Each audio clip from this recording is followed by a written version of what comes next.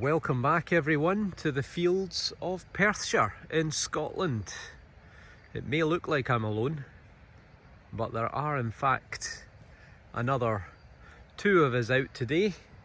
Fletch, aka Paul, is somewhere, as is Martyn. Now I know they're both in this field, but there's a bit of a mist and the field's about 200 acres. I'm assuming they're way over on the far side where I found that Roman silver denarius on my last video, or a couple of videos ago. So let's go and see what they've got. They've been at it for about an hour before I've managed to get here, and I've got my first digger.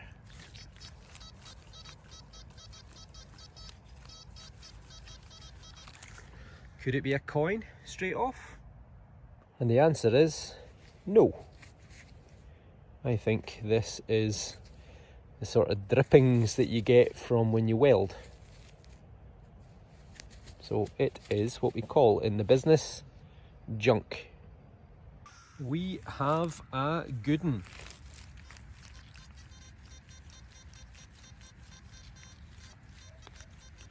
Surely that has got to be a coin. Let's see. Not only have we got a big juicy worm, get that back in the hole, but I just buried it there, moving the worm. Ah, where's it gone? See that? You try and do a good thing. We had a coin. Ah, I think. There we go. Have we got a little, ooh, is that a hammered? That is thin. I don't think that's a Roman.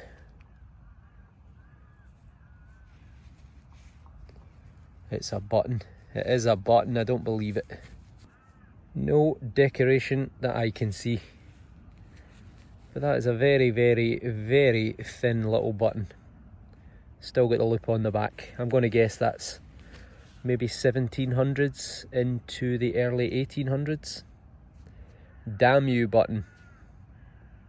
Finally caught up with Martyn, but Paul's away in the distance. But Martyn tells me that Paul has got himself a hammered coin on his first hole about an hour ago. And Martyn says he's got himself a key that looks quite old. So let's see, what have we got? Oh, that's a beauty. That is a beauty. That's old, Martyn. That is medieval, I think. I think that's a casket key. Pretty certain that is a casket key for a little strong box that someone who is maybe a merchant or a trader or such like would use to carry around their money, maybe on their way back to market or to market, and they'd wear this round their neck for safekeeping. Clearly not very safe. I think that is medieval, and I think that could be 12th, 13th, possibly even 14th century, but that is very old. I guess I would say that's probably going to be 13th century, so you're back to the time of Robert the Bruce and William Wallace. That could be a brilliant little find. Well, it is a brilliant little find. Well done, Marty. This signal sounded like iron, and it is iron. But what do we reckon? Is it a raker for tilling the fields, or is it some ancient medieval tool? I'm getting closer to Paul. He's about 50 metres away, but he is walking away from me, so he's either going to need to turn round sometime soon, or I'm going to need to get less signal so I can catch him up. Get a wee look at this alleged hammered coin that he's found. Stay tuned. Finally caught up with Paul. Here's one of his other finds, which is, I believe, a little cup weight. And this would have been part of a set. They would all have stacked one inside the other. This, I think, has got a wee bit of age to it. Weight-wise, probably about 14 grams, something like that maybe. So it's probably about half of an ounce. Quite what they would have. We've had quite a number of these off this field, but what they were weighing such small amounts for, I'm not sure. Whether it was for weighing silver or money of some description, because I can't imagine any crop would need to be weighed in such small increments, and all the ones that we seem to find in this field are all an ounce or less. Anyway, I can't see any mark on it. When the Weights and Measures Act came in the sort of standardisation of weights, they started to carry the crown of the monarch of the time, and I can't see one on this anywhere. So I'm sure that that came into play sometime in the late 1700s, I think it was. So I'm guessing this is probably going to predate that. It could be sometime, I don't know, early 1700s, mid 1700s. What do you think? Let me know. And more importantly, here's the star find. He's got himself a hammered penny. I'll give you the weight. Yep. That is a hammered silver penny. And you can make out the letters Civi, C-I-V-I, and the letter TAS, T-A-S. I'm going to need to take my glove off. Wait a second.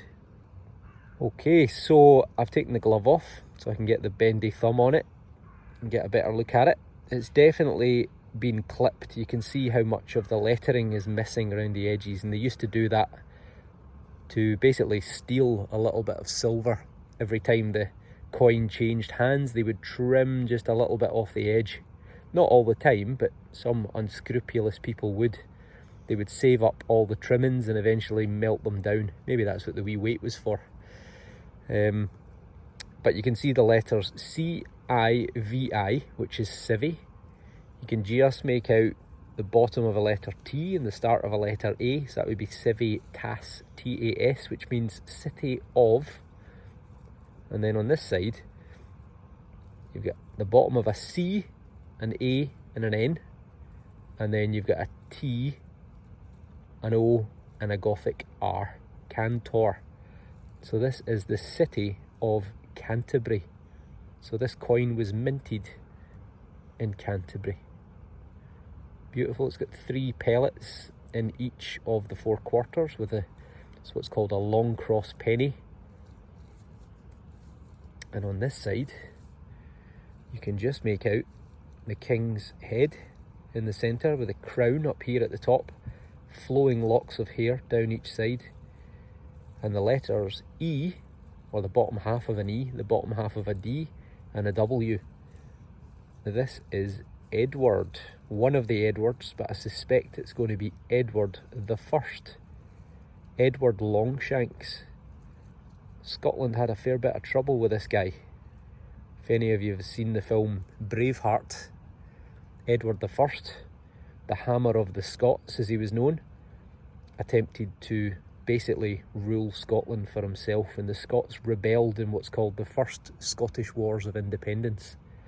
Initially led by 2 figures, Andrew de Moray, who started an uprising in the north, and a certain Mr. William Wallace, who's believed to have been born somewhere in Renfrewshire.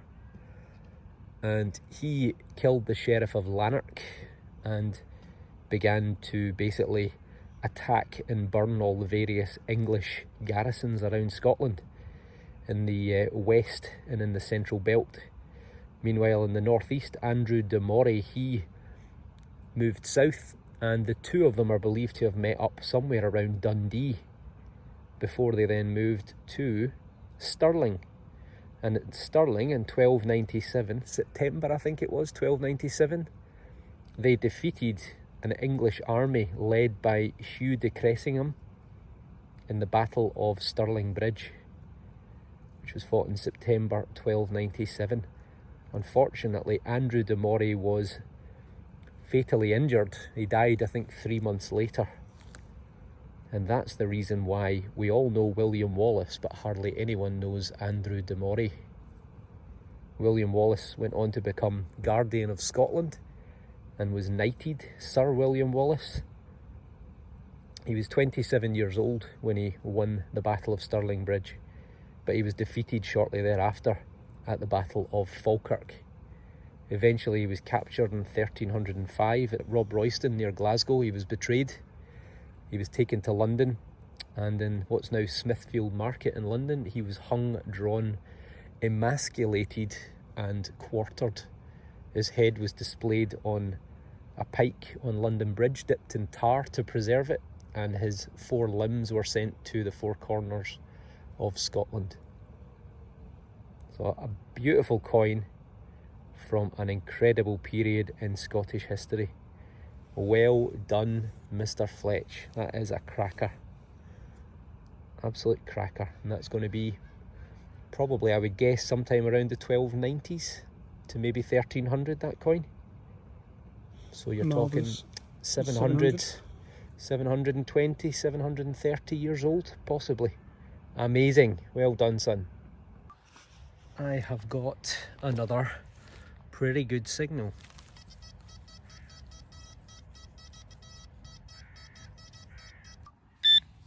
So, we're not out the hole. We're actually in the side of the hole. I think we've got a coin, folks. Hope I've not hit it with a spade. That is a coin of the silver variety. Right there. Is she Roman? Doesn't look like it.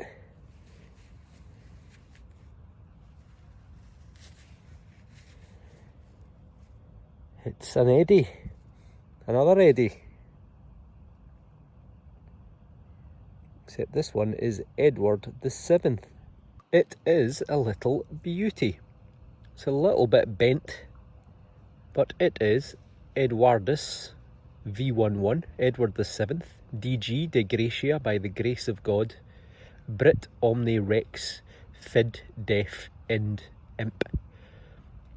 Edward the 7th, by the grace of God, King of the Britons, Defender of the Faith, and Emperor of India. On the other side, you can see it's just a little bit bent, it's a bit domed in shape. We have got 3 for threepence. We've got the oak garland, we've got the crown, and we've got the date 1908. Edward the 7th, aka Teddy or Eddie. He was a bit of a playboy prince. He had to wait about 60 years for his dear mother, Queen Victoria, to leave this world, which she did in 1901, for him to get the throne.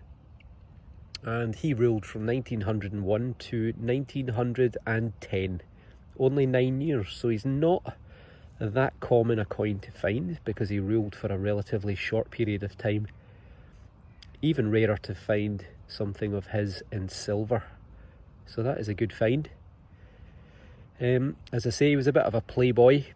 He was notorious for his drinking, his womanizing, and his smoking. 40 fags and 20 cigars a day. It's not much surprise that he only managed to rule for about 9 years. That sounds pretty coin-like. Could it be number 2? And the answer is no. This was right under the surface. Martyn's final find of the day is this lovely little thing, which initially looked plain, but you can see it's got what looks like a crown, and below it the letters G and R. Could it be George Rex? George the First? Little dimple decoration round the edge, and if you turn it over it tells you what it is, thanks to some viewers who told me what one of these was that I got. This is a clog clasp, as in wooden clogs, wooden shoes. And I'm taking it with the G and the R. I'm going to guess George the First. And if it was George the First, that would put it sometime between 1714, and I think it was 1726 or 1728 or thereabouts that he was on the throne till. So it's not medieval as I thought but possibly it could have been, but still it's a nice find and it's nicely decorated. I'm hoping that this is a coin, because that is blowing the eardrums off. Maybe a great big gold aureus or a big silver denarii. Let's see. And it is indeed a coin. Brilliant. Question is, I can see a bit of a rim round the edge, so I'm going to guess George III. And it's quite chunky. But is there any detail to be had? We're rapidly running out of daylight. The mist is rolling in. And I think shortly we will have zero visibility. So this will definitely, I think, be my final find of the day. But let's see whether we can get any detail. It is pretty crusty. I think we've got the outline there of Britannia, the head, shoulders, and sitting on the rock. Other side, a little bit more detail. And there is the large tatty head of George III. Difficult to see, but looking to the right hand side, I think we've got 111 up here for George III. So I think that's a halfpenny or a penny, one or the other, which means 1760 through to 1820. It's a coin, I'll take it, even if it is a little bit crusty. So unless the boys can manage to turn up anything else in the next few minutes before we lose the light and the mist rolls in, then this may well be my last find of the day. But